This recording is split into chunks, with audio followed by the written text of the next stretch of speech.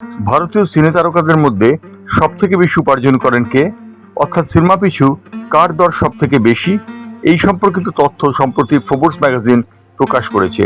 Forbes ম্যাগাজিনের হিসেব অনুযায়ী আলু অর্জুন দক্ষিণ ভারতের তারকা, তিনি ছবি প্রতি নেন 300 কোটি টাকা।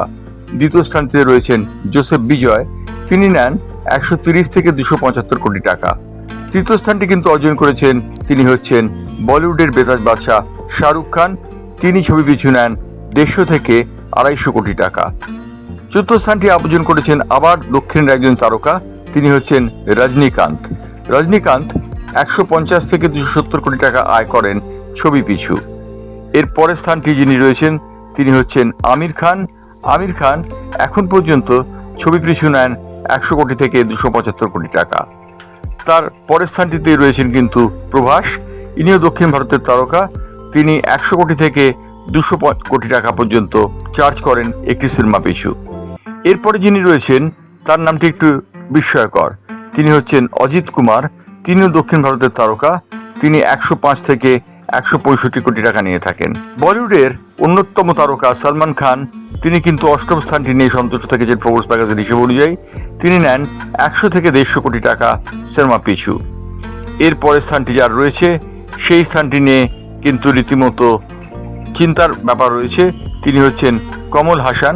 কমল হাসান ফেডেড স্টার, কিন্তু এর সত্ত্বেও তিনি দক্ষিণ ভারতের ছবি থেকে 100 থেকে 150 কোটি টাকা নেন এই মুহূর্তে। বলিউডে অবশ্য তিনি তেমনভাবে কলকে পান না। অন্যদিকে অক্ষয় কুমার 60 থেকে 145 কোটি টাকা নিয়ে তালিকায় রয়েছেন 10ম স্থানে। অর্থাৎ দেখা যাচ্ছে প্রথম 10টি স্থানের 7টি স্থানে আলো করে রয়েছেন দক্ষিণ ভারতীয়রা। দক্ষিণ ভারতীয়দের মধ্যে যারা রয়েছেন তাদের মধ্যে আলু অর্জুন, জোসেফ বিজয় এবং তার সঙ্গে রয়েছেন রজনীকান্ত, রয়েছেন প্রভাস, রয়েছেন অজিত কুমার এবং অন্যান্য তারকারা। এর ফলে দেখা যাচ্ছে যে বলিউড কিন্তু রীতিমতো পিছিয়ে পড়েছে দক্ষিণ ভারতের থেকে। তামিল, তেলেগু কিংবা মালায়ালাম ছবির ক্ষেত্রে অনেক বেশি অর্থ ব্যয় করে এরা চুক্তিবদ্ধ হন। সুতরাং ফোর্বস ম্যাগাজিনের হিসেব অনুযায়ী সব থেকে বেশি টাকা পান আল্লু অর্জুন, তিনি 300 কোটি টাকা নেন প্রতি ছবি পিছু, এবং সব থেকে কম টাকা নেন অক্ষয় কুমার, তিনি নেন 60 থেকে 145 কোটি টাকা।